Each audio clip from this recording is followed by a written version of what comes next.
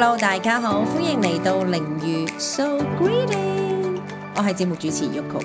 今日係2026年1月8日，新一年，祝大家新年快樂，身心靈豐盛，踏入新嘅一年，重新啟動你嘅人生嘅第8日。我相信今年有好多人對於過去嘅一年都有好多嘅回憶，無論係好係壞，係快樂係痛苦，通通都成為過去，成為歷史。好啦，承接翻上一次第一集嘅 podcast 啦，係我過去一年其實想籌備想開嘅 podcast 嚟嘅，都係講翻自己關於點樣去踏入呢個新心靈，講我嘅故事啦。係啦，喺我過程裏邊其實都有起有跌，同埋有好多好開心嘅回憶嘅。咁啊，首先介紹翻自己啦，我叫 Yoko 啦，歲數咧其實都踏入4噶啦，已經係啦，就唔公開幾多歲啦。咁就喺去年嘅時候啦，我嘅自己嘅身心靈嘅 studio 亦都開始咗踏入一個階段啦。咁點解會有呢一個 studio 嘅衍生咧？其實咧，本身我嘅工作室啦，其實係喺我公司另外隔離一個單位裏邊嘅一個 area 咁樣啦。其實初初有諗住咧，係諗呢個地方係想用嚟做剪片啊、拍片啊，或者做一個自己想做自己喜歡嘅嘢嘅空間嘅。咁但後期咧就唔知點解誤打誤撞就變咗一個嘅身心靈嘅療愈嘅工作室，可以隨時 welcome 任何人嚟療愈啊、上堂啦，甚至係寫心經啊，即係俾一個空間。譬如話而家現今香港壓力好大，返工有壓力，放工又想揾一啲時間去俾自己去 me time 一下，即係唔會第一時間要返屋企㗎嘛。咁其實我覺得呢個嘅空間俾到自己就係有陣時喺屋企都會有煩躁嘅一面，喺出邊有可能好多嘅噪音，我會覺得人開始大嘅越嚟越大嘅時候啦，年紀啦，我講就好想有一個嘅空間俾自己做一啲自己想做嘅嘢，譬如話睇書啦，唔係話一定要好靜先睇到，好多時有一個嘅好舒適嘅環境去睇書嘅時候咧，係特別入腦喎，唔知點解。咁但係咧，我好得意嘅個人，我可以喺出邊 Starbucks 咧，嗱 Starbucks 你見到出邊咧好多時都會見到有啲人可能係補習啊、傾功課啊、傾保險啊，或者有啲人係純粹係過嚟飲一杯咖啡啊咁樣，但係好嘈喎喺出邊通常都。但係咧，我就會喺 Starbucks 嘅咁嘈嘅環境底下咧，我都可以睇到書喎，唔知點解融入咗喺自己嗰個世界入邊。咁好啦，有多時咧，我翻到嚟呢個教室裏嘅時候咧，通常都會靜翻下個教室啦，做下一個神聖嘅空間，令到呢個環境咧係融入咗一個好似靈氣嗰個嘅 area 嘅狀態裏邊，做任何嘢都特別上心同埋寧靜咁樣嘅。好啦，介紹翻自己先啦。咁我細個嘅時候啦，7歲嘅時候咧，就跟我爹哋媽咪咧就翻佛堂。因為細個嘅時候咧，我都係咩都唔識，都係爹哋媽咪都係佢哋有信宗教啦，即係有拜觀音啦。我相信而家現今都好多人都係會拜觀音啊，或者係其他譬如黃大仙啊，甚至其他國家嘅佢都會拜媽祖啊咁樣，媽祖廟拜媽祖啊咁樣。咁我細個嘅時候咧，其實7歲嚟講都係應該大概1年級左右啦，喺香港嚟講都係大概1年班，或者1、2年班左右啦。咁我就跟我爹哋媽咪咧就翻佛堂咁樣。細個嘅時候其實咩都唔識㗎，就係掛住玩啫嘛。爸爸媽媽翻去咪玩下咯，跟住翻去一陣食完飯，跟住就坐低聽下啲道義，聽下啲姐姐哥哥講道義，咁跟住之後就翻屋企啦。咁好細個嘅時候，7歲就開始咧，慢慢咧就跟住父母就翻佛堂。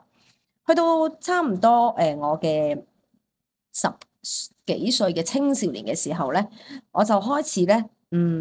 對，因為細個成日跟父母翻佛堂嘛，所以對於一啲嘅做人生嘅道理嘅時候咧，好細個就開始好明白呢樣嘢，同埋好細個嘅時候咧，唔係太喜歡食肉啊。即係細個嘅時候，你而家好似如果有小朋友嘅家長啦，通常都會灌輸一啲，細個食多啲有營養嘅嘢啊，食多啲肉類啊、蔬菜啊，對身體好啊。但我細個嘅時候咧，因為咧我細個其實咧屋企都唔係話好富裕，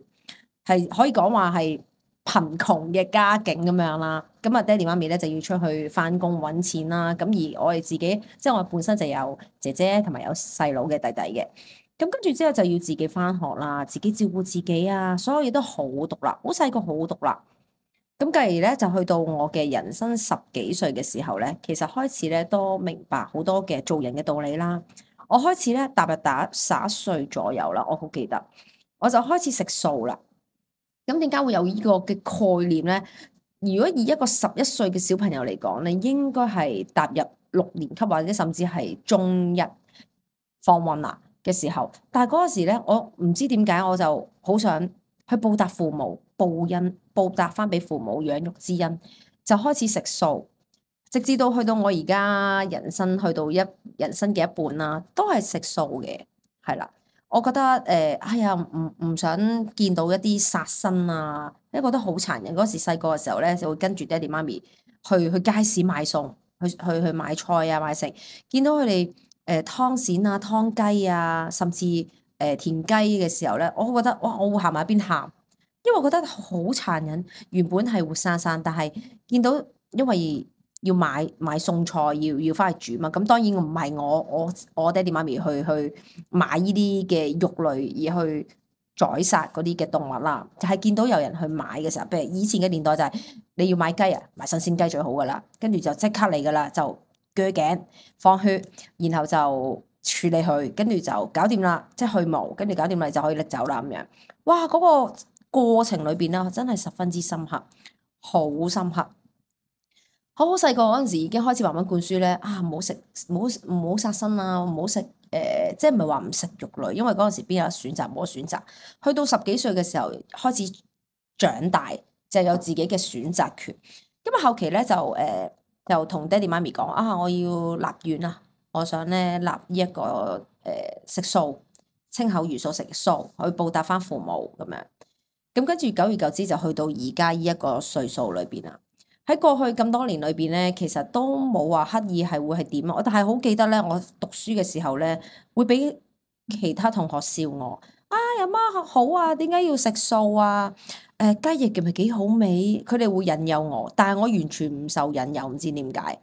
完全係對肉類係冇一個念頭話啊，好想食啊，要破戒啊！因為嗰時好細個就立願啊嘛。咁跟住之後咧，就去到現在咁樣，現在就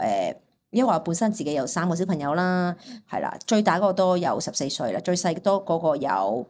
9歲啦，諗第二嗰個有11歲啦。咁所以咧就喺照顧佢哋3個小朋友裏邊咧，每日都會煮飯送俾你啦。咁因為自細自己都好獨立，咁所以到大個即係佢哋而家都大啦，已經習慣咗係照顧佢哋啦，煮飯送佢哋啊，照顧佢哋3餐啊，佢哋嘅返學啊，所有各方面嘅嘢咧，係全程好似一個全職媽媽去照顧佢。我好記得自己咧，有第2個小朋友嘅時候咧，我係高薪厚職，唔做嘢就真係全力照顧3個小朋友，主力係睇佢哋嘅，直至到去到而家啦，而家就話即係大陸2026年啦，喺我嘅2024年開始咧，就開始接觸咩叫做身心靈，亦都睇到好多網上嘅一啲嘅 YouTube 啦、小紅書啊，甚至 Facebook 啦、FB 啊，所以台灣佢哋叫 FB，睇到好多係咩嚟㗎？咁咩叫身心靈？係咪我哋嘅身體啦，我哋嘅心靈啦，我哋嘅心靈係咪都有時有壓力嘅時候，都希望想點樣去舒緩一啲嘅壓力情緒，尤其是特別情緒。現今即係唔好講話成年人，小朋友讀書嘅壓力、考試嘅壓力，佢哋都會有情緒，佢哋都會發脾氣喎。咁在於喺我哋嘅成人嘅角度，我哋應該要點樣去處理咧？咁啊，講翻我自己故事先啦。我就喺2024年咧，就開始慢慢接觸身心靈 spiritual 嘅嘢，成日都聽人講 spiritual，可能其實喺10年前都已經有人好講呢樣嘢，不過近呢幾年開始，其實都開始流行去講一啲嘅身心靈，因為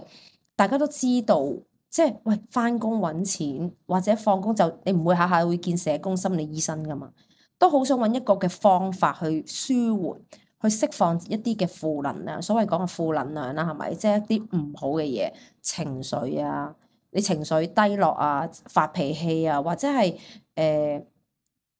關係都會無時無刻，其實唔好講小朋友都會容易產生一啲嘅負面嘅情緒，人與人之間嘅溝通啊，或者就算你去搭車，隔離嗰人唔小心撞到你個袋喎，跟住你就開始搞錯，唔係應該講就會有接呢啲咁嘅聲音，好似唔耐煩，搞錯做乜撞到我啊？即係會唔好講話後生啦，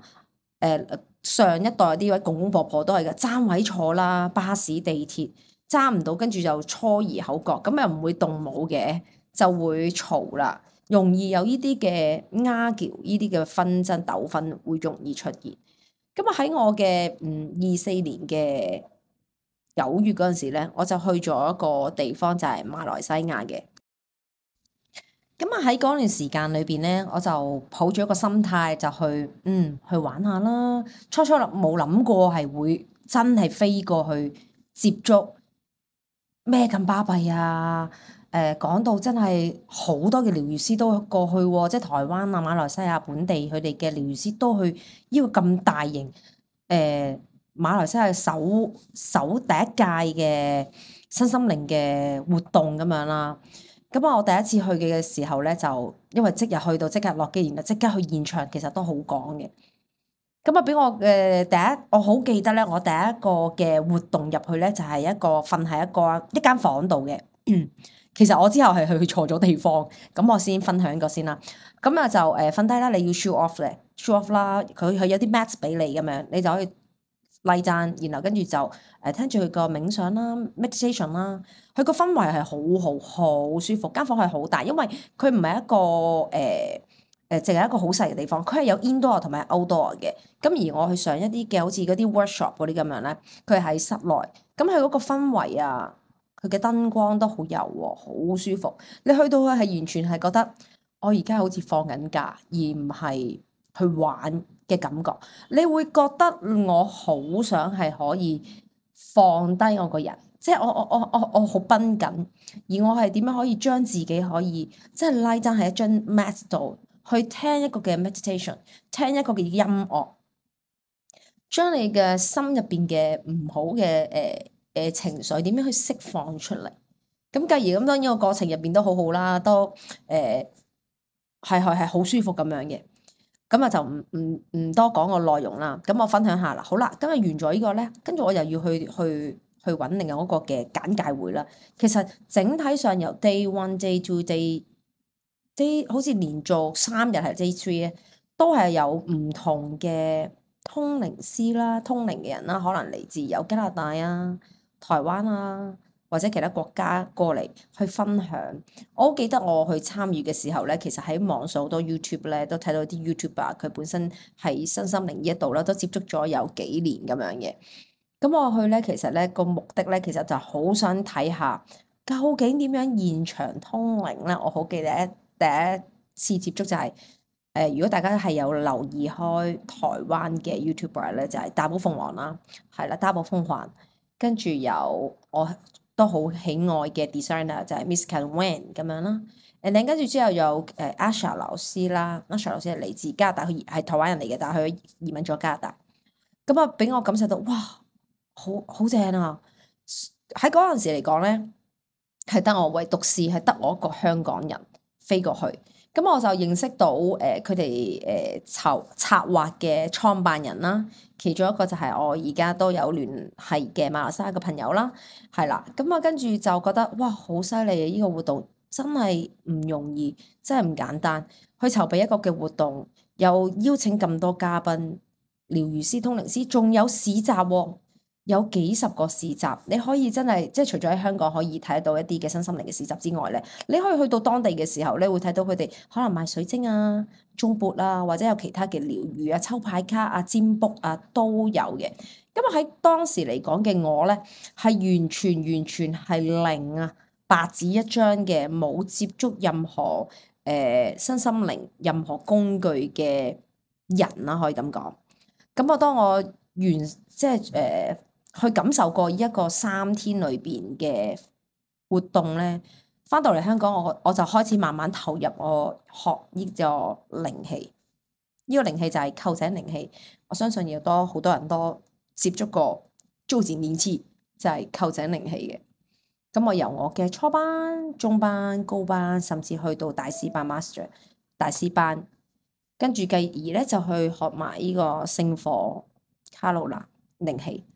跟住仲有其他嘅靈氣，有金錢靈氣、鬱金香靈氣，甚至其他咁樣啦。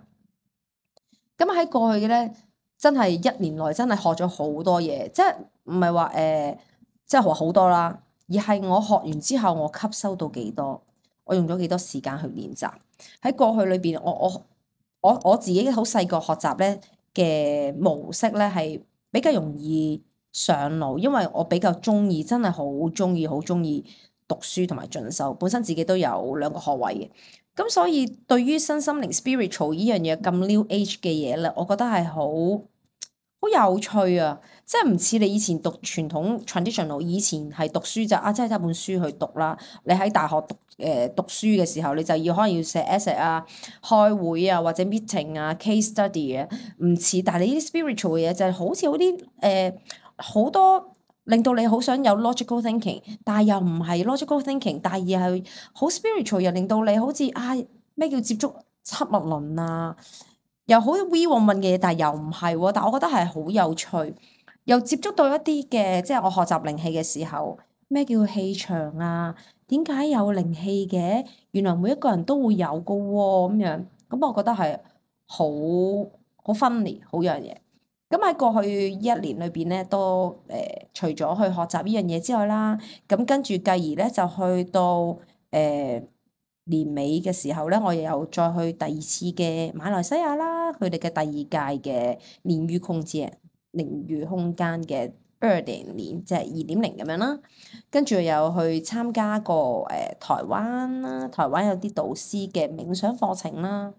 係啦。咁喺過去裏邊唔係話參加太多咁樣，馬來西亞都有一啲嘅活動咁樣嘅。咁而喺透過過去嘅身心靈，俾到我自己，究竟我係需要啲乜嘢咧？以往嘅我咧，以前咧就係識得點啊？照顧小朋友，返工揾錢，做媽媽要點樣做好一個角色，做太太要點樣做好一個角色，係啦，淨係做每樣嘢都會好有要求，好有要求完美。咁但係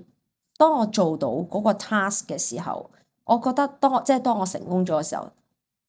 到嗰一刻嚟講，我覺得哎呀，我終於得咗啦 ，I did it。但係係咪真係我內心真係好想做嗰樣嘢咧？好似係好好喎個 result，但係好似滿足唔到我入邊嗰種嘅個 need。我入邊仍然都好似仲有啲嘢想追求，但係唔係物質上嘅嘢。於是喺呢過去嘅1年裏邊，我去接觸到身心靈之後咧，我睇到嘅就係好多嘢都係要從內在嗰種人所謂有匱乏啦，即係你冇嗰樣嘢，你好想得到嗰樣嘢，但係當你睇透咗嘅時候，你覺得其實係咪真係得到咗就係你心目中嗰種嘅快樂咧？嗰種係咪就係你所追求嗰樣嘅？譬如話完美咁樣啦，成日都講哎呀，唔好要求咁 perfect 啦，其實唔完美之中都係好好噶喎。試回想一下過去自己所學嘅嘢，俾咗幾多 effort 落去，係啦，俾咗幾多 effort 落去，其實係咪真係咁差咧？係因為定還是我自己要求得太過高咧？咁樣，咁我意識到咧，過去嘅努力咧，其實都係為咗屋企人啦，為咗小朋友啦，而令到自己好似套上咗一個好強大無形嘅枷鎖咁。曾經有諗過好多嘢都好想做喎，但係唔能夠放得低呢個屋企啦，亦因為屋企嘅框框啦，呢個嘅框框要照顧小朋友啊，呢個無形嘅壓力咧，我連旅行都唔敢諗，因為覺得去旅行好似好奢侈啊，要使費好多。喺嗰陣時嘅我咧，就好似一個唔識停嘅陀螺一樣啊，淨係為小朋友佢哋要食嘅嘢啊。甚至我係為咗小朋友去學西廚、學煮嘢食，甚至可能為咗我嘅先生要點樣做一個好嘅太太啊，做人處世要點樣啊，甚至可能為咗父母，我要點樣做一個好嘅女兒。但係往往呢啲咁嘅角色而遺漏咗我自己Yoko。我一直喺度反思，反問自己，究竟你想要啲乜嘢呢？有啲乜嘢先能夠填滿咗你內心嗰個空虛呢？由細到大，我係不斷去學習，究竟我真係想要嘅係啲乜嘢呢？大家有冇諗過呢個問題？如果調翻俾你，你哋細個嘅時候到現在大個嘅時候，所接觸嘅人事物，或者甚至對住屋企、對住父母，或者對住你嘅親密關係嘅時候，為咗去滿足對方而唔記得咗自己，遺留咗自己，有冇諗過反問過自己，其實你最終想得到嘅係乜嘢呢？咁我嘅改變呢，就係發生喺2024年，當我啲小朋友開始慢慢長大啦，佢哋開始獨立啦，可以照顧自己嘅時候呢，我終於聽到我內心深處一把聲音，我需要嘅拯救嘅唔係屋企人，而係就嚟快要枯萎嘅自己，因為我自己所付出嘅全部都係俾屋企人啊、朋友啊、身邊嘅小朋友啊，全部都係付出俾佢哋。而 how about myself？ 我自己呢？於是我就開始踏上我去呢個馬來西亞嘅身心靈之旅啦。但係我冇諗過呢一場嘅靈魂嘅解封呢嘅旅程呢，原來係令到我去點樣重新去 collect 翻我內在呢一個天賦，學習下點樣去聆聽我自己，釋放我內在嘅束縛。咁啊喺馬來西亞呢一個有幾場嘅冥想 meditation 入邊啦，我同我童年嘅自己咧，終於重逢啦。我眯埋雙眼嘅時候，靜坐嘅時候，喺我7歲嗰年，我同我爹哋媽咪返佛堂嘅畫面，突然之間湧現出嚟。當年嘅我，細小嘅我，似懂非我嘅因果經文嘅我啦，原來其實好早已經喺我體內埋下咗一個感知能量嘅種子。老師一句點醒咗我，你嘅敏感從來都唔係弱點嚟㗎，而係你本身與生俱來嘅天賦。隨後有靈氣嘅體驗啦，令到我釋放咗喺我20年以上嘅壓抑。當老師嘅手掌輕輕掂我個背脊嘅時候呢，我抑壓咗好多年嘅情緒，就好似突然之間決堤一樣。媽媽唔能夠喊，做太太必須要堅強嘅自我規訓。嗰刻我嘅眼淚，哇，好似決堤咁樣，啪啪聲咁樣釋放出嚟。呢一刻我終於明白，我從來冇真正過去聆聽過我自己，我內在嗰個痛苦。我領悟得到，越係我執着呢個完美，樣樣都要求 perfect 嘅我呢，我就喺度諗啦，就好似你手揸住一執沙一樣，你越係要捉緊佢嘅話，你就會失去咗你生命嘅流動。所以我學識放手，鬆開隻手，令生命自然流動，讓佢自己 free flow。咁我喺我馬來西亞翻嚟香港之後啦，我就決定咗，我要用靈氣去療癒翻自己，就由靈氣開始起點啦。重新去點樣去 collect 翻、連接翻我自己內在嘅天賦。我從來冇聽過咩叫靈氣啊，我連靈氣都聽都未聽過，我亦都冇上過任何體驗班。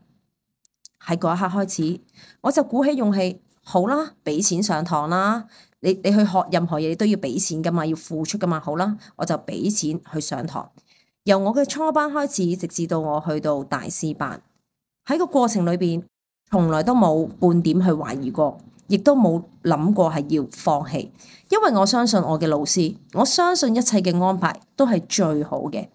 我相信宇宙所俾我嘅，亦都係最好嘅安排。當我學習咗靈氣之後咧，我開始每個禮拜咧都俾自己一個獨處嘅時候，去練習下靈氣啦、冥想啦，同埋自我療癒。當我唔再去強求下下都要媽媽喺度嘅時候，我允許我小朋友自己去煮嘢食啦，佢哋識得煮嘢食，去做家務。奇妙嘅事情就終於發生啦！我嘅大仔14歲嘅大仔咧，佢研發煮少年飯炒蛋飯，少年版嘅炒蛋飯。我最細個小朋友嗰年咧，8歲嘅最細個小朋友咧，佢識得打掃屋企，同埋好鼓勵我講話，媽媽，原來你笑嘅時候咧，好似發光咁嘅樣，哇 so sweet！咁細個就識講啲咁好聽嘅說話。原來真正嘅愛唔係燃燒你自己，係照亮別人，而係成為好穩定嘅光源。當你學識咗點樣去照顧你內在嘅能量嘅時候，其實你身邊嘅人自然就會被你嘅平靜同埋喜悅會滋養住。一種係由內去到外嘅轉變，不單止令到我自己能夠重拾翻我嘅自我啦，更能夠就係令到我屋企嘅關係變得更加和諧同埋充滿住愛。而喺我學習靈氣裏邊咧，我亦都獲得到最大嘅得着咧，就係佢令到我學識嘅我點樣去由一個由付出轉為能量源，令到好健康嘅方式去愛同埋被愛。今日分享咗我嘅故事咁耐，我想講嘅，我嘅天父其實係正在等緊我去覺察呢個契機。我今日企喺呢一度，我想講，就算我對住每一個角色都好，或者我自己都好，角色同自我嘅掙扎裏邊，你嘅內心嘅焦慮，其實靈魂係提醒緊你，係時候翻嚟啦，你要好好去愛你自己啊！從細到大，我已經俾人 label 咗，你太過敏感嘅直覺力啦。可能就係因為你仲未去覺察得到你嘅療癒嘅天賦，所以改變從來都唔係艱難，只係需要一次嘅聆聽你內在你嗰把聲音嘅勇氣。就好似我邁出國，踏出第一步嘅開始，希望我哋能夠學會把應該呢個重擔輕輕放下，令到本該應該嘅生命力自然綻放。靈氣覺醒從來都唔係喺好遠嘅地方㗎，而係當你學識咗喺你生活入邊嘅柴米油鹽之中，聆聽你自己心跳嘅聲音。今日我分享到呢度為止，透過靈氣祝福大家，每一個呼吸都係新嘅開始，靈氣嘅能量喺你哋嘅生活之中慢慢滲透。下一集再見，拜。